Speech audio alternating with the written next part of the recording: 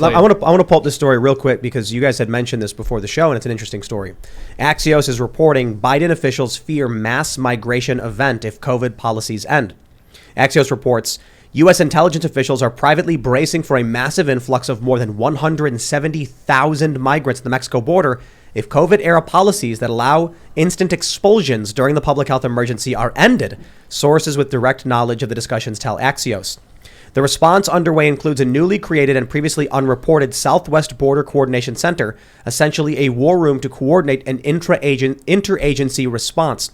So they're basically saying that Title 42 has been used more than 1 million times to rapidly expel migrants at the southern border without hearing asylum claims.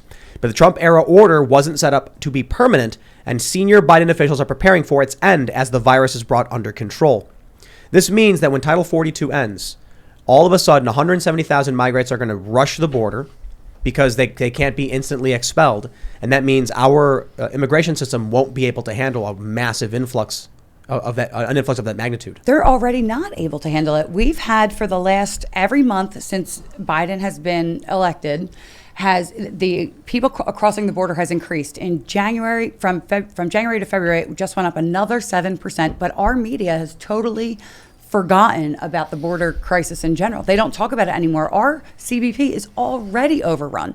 So they're saying they're going to they need to beef it up. We're already underprepared. What should we do? Well, just remember my school example. 170,000 people. If 1/3 if it's mom and dad and one child, what's a third of 170?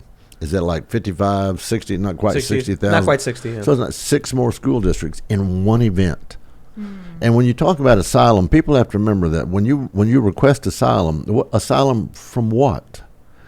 Religious persecution, fear of your government. There's actually categories for it. It can't just be that my neighborhood's bad, there's no money and all that kind of stuff, and the drug cartels are bad. I mean, I get that. They live in bad neighborhoods, and your heart goes out to them. I get that. But they come here uneducated, and they come here to take jobs, right? That Americans, from Americans in many instances. And so they ought to go to the United States Embassy, whether it's Bolivia, whether it's Argentina, whether it's Mexico, Guatemala, and apply for asylum there. Mm-hmm. And the best thing Biden could have done was to let Trump's policy stay into effect on energy, on immigration, and a whole lot of things. If Biden would have just done nothing from first day, but he starts reversing them all, and we're seeing the effect of it. Do you see there was a video, one of the Migrant Caravan several years ago, they were coming from, I think, Honduras. They're in Mexico at the southern. They're in southern Mexico, and they get the announcement that Mexico will offer them all asylum and refugee status in Mexico. And someone in the caravan yells, "How many of you want to stay in Mexico?" And then they says, "How many of you want to go to America?" And they're like, "Yeah!" Oh, yeah. And so they were given asylum. It's crazy to me because I think the issue is for people on the left. I got to tell you, man, they think Mexico is a desert. They think Mexico is all sepia toned. They watched movies and it's just like it they must saw be Narcos and they're like, this is the entire. Oh come on! Like yeah. every movie about Mexico, they just sepia tone. And then I'm like, have you ever been to Mexico City? It is a city. It is a big city. Sure. They have Buffalo Wild Wings. It's awesome. Vox ran a quote from one of the migrants in the caravan several years ago, and a journalist from a French journalist asked this migrant, "Why do you want to go to America?" And he said, "I miss Buffalo Wild Wings." And I'm like, well, hold on there a minute. I absolutely relate to that. B-dubs is awesome, but they have B-dubs in Mexico. Yeah. I went to Mexico City and specifically sought out a Buffalo Wild Wings, and I got me some honey barbecue wings with ranch dressing, and it was great. It's funny you say that about Mexico because everybody thinks Texans ride horses everywhere, right? which the Greenies would probably be okay with if we'd rode over here on horses, but I keep reminding them that horses have emissions. That's right. Ooh, that's the truth. Yeah. Okay.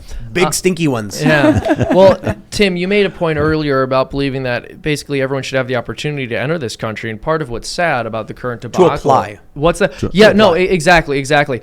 And part of the issue is there is a lot of opportunity for people to be able, or there would be more opportunity for people to be able to enter through the legal channels if our system was not clogged up with people who are jumping in line to try to enter the country. And I cannot think of anything more suicidally stupid for a nation to do maybe a few things, but not many things more suicidally stupid for a nation to do than say, instead of taking the people who want to follow our laws and respect our culture, let's just bring in everybody who's willing to violate our norms and break our laws and not respect our nation, and tell the people who want to respect it that they can't come because we brought in too many of the people in the former category. Crazy. Or they have to be way, and they are already way down in the line. It takes years and years, and so now you've got an immigration system that, as I pointed out earlier, need judges and courts and clerks and all those kinds of things.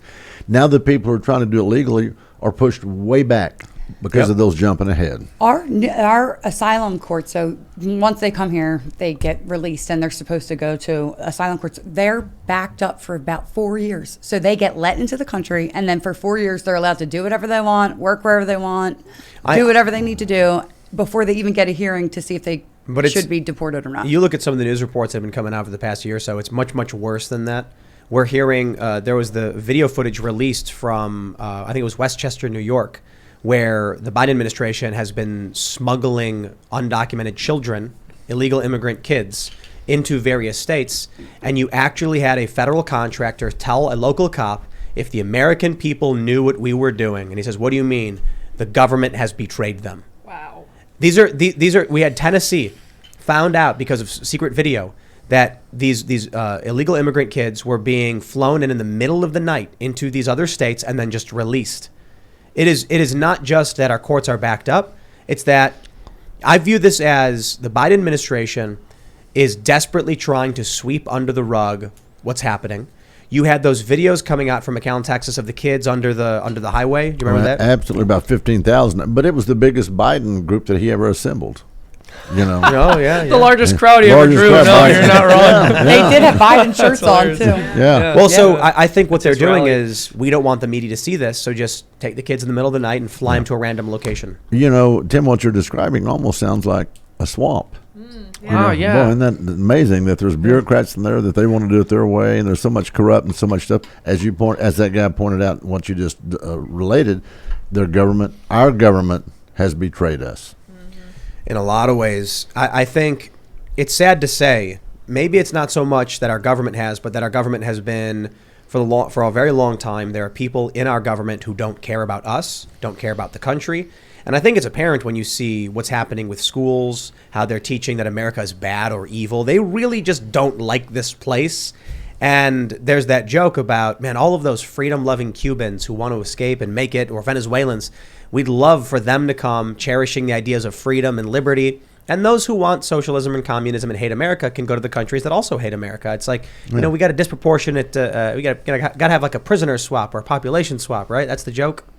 Yeah. I mean, one can only dream, though. It's not a joke. Like, Yeah. that's wishful thinking. Here's what I'll say. I've said it before. I have infinitely more respect for the Honduran who says, I'm going to travel, thousands of miles through desert, risking my life because America is awesome, as opposed to these leftists in the United States who are like, America is evil and wrong and colonial.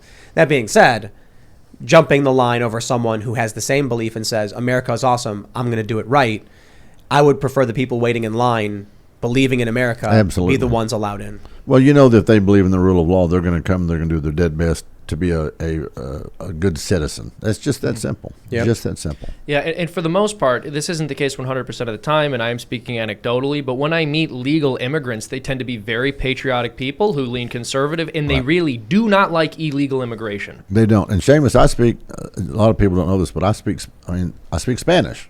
So when I'm down on the border, we talk about a request for asylum. When you talk to those families down there, many of them through tears, especially the ladies, it breaks your heart. The mama's got a little baby, or maybe a 3-year-old, 5-year-old, someone have 3 kids with them. When you speak to them, you say, why are you here? What are you doing? Blah, blah. They're not talking about asylum. I'm afraid for you. Tengo miedo. I have fear. They're saying, yo necesito trabajo. I need a job. Right. Yeah. And that's their claim. And so you see that every single day on the border. What's really crazy to me is that several hundred years ago, people from all over the world, mostly Europeans, they decided to get on boats because they needed jobs, and they risked their lives on, sailing for 3 months. I think 20% of people on these ships from Europe to North America would die Of dysentery and stuff like that. Yeah. Scurvy or All whatever. those gross things. And what happened when they made it here? There was nothing.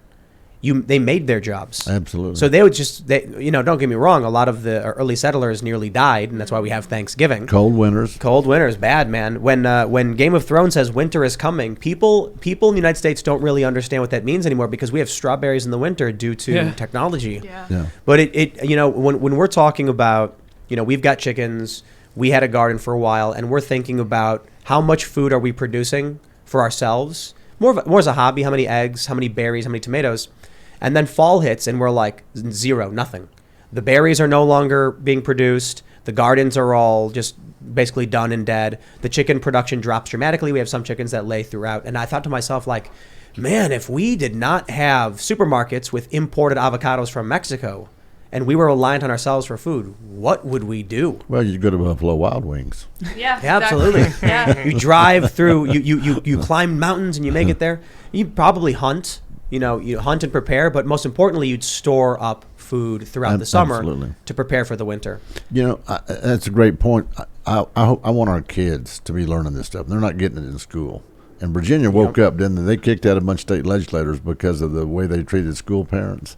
And you all saw, by the way, parenthetically, in New Jersey, back in this last November, we unelected the top Democrat in New Jersey in the Senate.